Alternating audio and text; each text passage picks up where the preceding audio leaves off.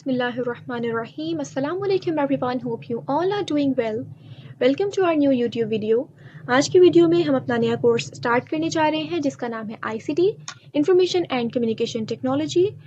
ये एक theoretical course है जो कि बहुत ही इंटरेस्टिंग है। इसमें हम कंप्यूटर की मेन जो टर्म्स हैं उनको थ्योरेटिकली डिस्कस करने वाले हैं।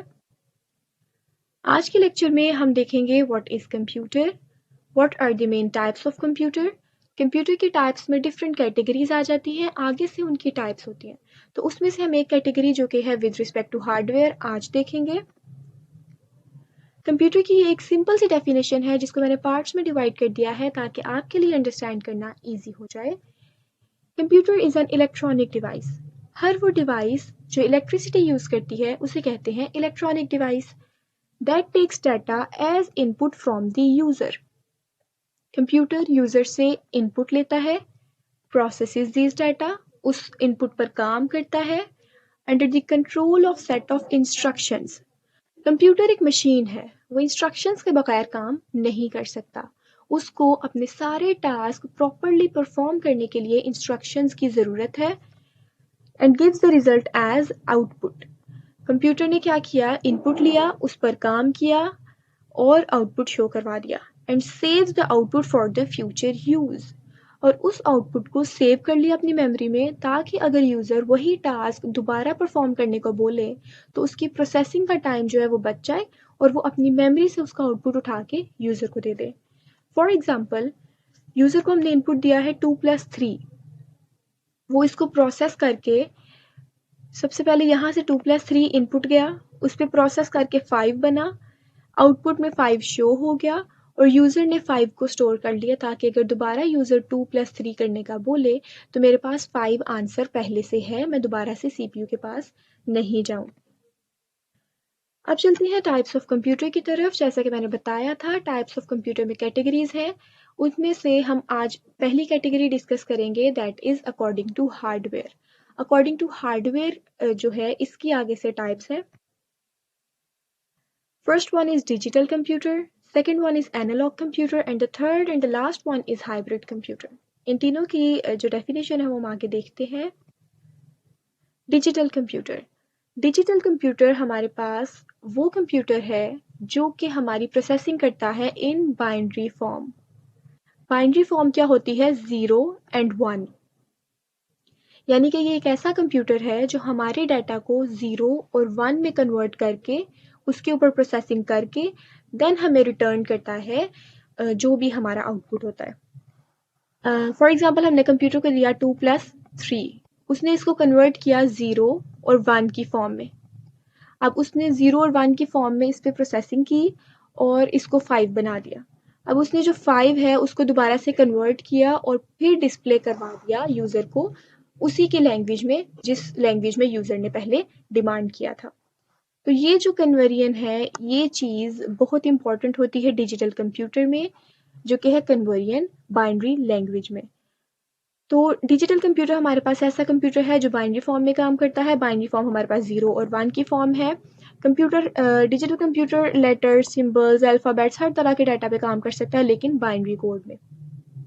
इस कंप्यूटर को 0 और 1 के अलावा किसी चीज़ की समझ नहीं आती है, लेकिन ये हमारा जो डाटा होता है हमारी लैंग्वेज में इसने ट्रांसलेटर रखा होता है, ट्रांसलेट करके अपनी लैंग्वेज में काम कर लेता है। इसकी कुछ एडवांटेजेस और डिसएडवांटेजेस भी हैं। इसकी स्पीड बहुत अच्छी होती है। एक्यूरेसी, जब कंप्यूटर अपनी नेटिव लैंग्वेज में काम कर रहा है तो ऑफ कोर्स वो सही काम करेगा। बहुत ज़्यादा टास्क वो एट अ टाइम परफॉर्म कर सकता है। स्टोरेज इसमें बहुत ज़्यादा होती है। डाटा सिक्योर रहता है डिजिटल कंप्यूटर्स में। ऑटोमेटिकली काम हो रहा होता है हमारे डिजिटल कंप्यूटर्स में और इनकी कॉस्ट भी कम है। डिसएडवांटेज में आता है अनएम्प्लॉयमेंट। 10-20 लोगों का काम था कि बैठ के वो डाटा को लिखते रहते थे, सेव करते रहते थे। अब वो 10-20 लोगों का काम एक कंप्यूटर ने संभाल लिया, वो सबका डाटा सेव कर रहा है। तो जो 10-20 लोग हैं वो तो अनएम्प्लॉयमेंट में चले गए, उनका तो काम ख़त्म हो गया।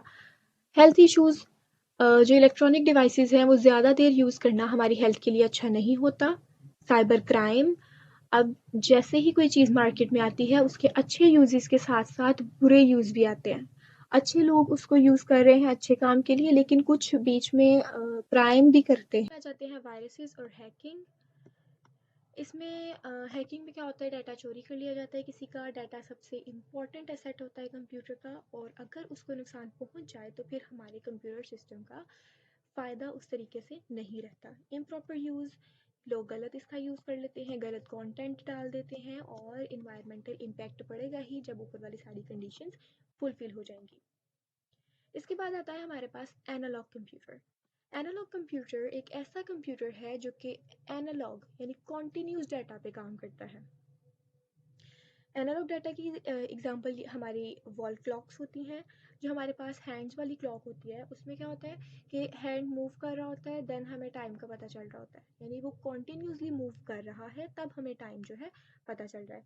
लेकिन जो डिजिटल वॉच होती हैं उसमें नंबरिंग आ रही होती है, हमें कोई हैंड्स मूव करते हुए नज़र नहीं आ रही होती, डाटा जंप कर रहा होता है from one number two another number.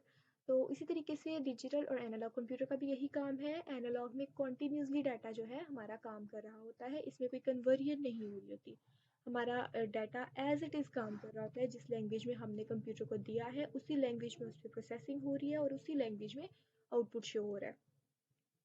It is quite different from the digital computer, which makes use of symbolic numbers to represent results. Digital computer ने क्या किया था, सिंबॉलिक नंबर्स यूज़ किए थे 0 1, लेकिन एनालॉग कंप्यूटर क्या करता है, उसने कोई नंबर्स नहीं रखे हुए, जैसे वो डाटा मिलता है उसको वो वैसे ही काम कर देता है। Analog computers are excellent for situations which require data to be measured directly without converting into numerals और कोड्स। ये तब ज़्यादा बेस्ट हैं जब कन्वर्जन ज़रूरी ना हो हमारे लिए। जब हम चाहते हैं कि हमने जैसा डाटा दिया है वैसे ही काम हो, वैसे ही हमें मिले, तो तब हम एनालॉग कंप्यूटर्स को ज़्यादा यूज़ करते हैं। इसके एडवांटेजेस में आता है भाई, इसमें कन्वर्जन नहीं चाहिए होती हमें, यूज़ करने में आसान होते हैं। फास्ट इसलिए है क्योंकि कन्वर्जन नहीं हो रही, कन्वर्जन पे टाइम नहीं लग रहा, इसलिए इस पे इसकी जो स्पीड है वो फास्ट होती है। मेमोरी स्पेस एनालॉग कंप्यूटर्स में इतनी ज़्यादा नहीं होती, इतने एक्यूरेट नहीं होते। मोर पावर कंजम्पशन, यानी इसमें ज़्यादा पावर यूज़ होती है ऐसे कंप्यूटर्स में। ऐसे कंप्यूटर्स बहुत कम यूज़ हो रहे हैं आजकल मार्केट में। इसके बाद आते हैं हमारे पास hybrid computers. Hybrid computers as the name shows ऐसे कंप्यूटर्स होते हैं जो डिजिटल और एनालॉग दोनों की फंक्शनैलिटीज़ को ऑफर करते हैं, यानी कि डिजिटल कंप्यूटर भी के काम भी उस पर हो रहे हैं और एनालॉग के भी हो रहे हैं। इस कंप्यूटर में डिजिटल और एनालॉग टर्मिनोलॉजी इकट्ठे काम कर रही होती है। इसका जो मेन ऑब्जेक्टिव है वो ये है कि हम बहुत ज़्यादा कॉम्प्लिकेटेड कैलकुलेशंस इसके साथ परफॉर्म करवाते हैं। तो बेसिकली ये कंप्यूटर्स तब यूज़ होते हैं जब हमारे पास सिचुएशन बहुत क्रिटिकल हो, बहुत कॉम्प्लिकेटेड हो, जहाँ पर हम गलती की कोई गुंजाइश ना पा सकें। इसके एग्जांपल में आता है हॉस्पिटल्स में ये यूज़ होते हैं जब हमें मेजर करनी होती है हार्ट बीट पेशेंट्स की। हार्ट बीट जो है वो एक एनालॉग डाटा है, इसको डिजिटली कन्वर्ट किया जाता है, डिजिटल तरीके से इस पर प्रोसेसिंग हो रही होती है और ये शो हो रहे होते हैं दोबारा से एनालॉग तरीके से। यहाँ पे हमारा जो है हाइब्रिड कंप्यूटर यूज़ हो रहा होता है। That's all for today, thank you so much for listening. अगर आपको मेरी सारे लेक्चर में कोई भी क्यूरी है तो आप कमेंट बॉक्स में ड्रॉप कर सकते हैं, या फिर आप हमें मेल कर सकते हैं हमारी ईमेल आईडी पर जो कि मेंशन है स्लाइड पर।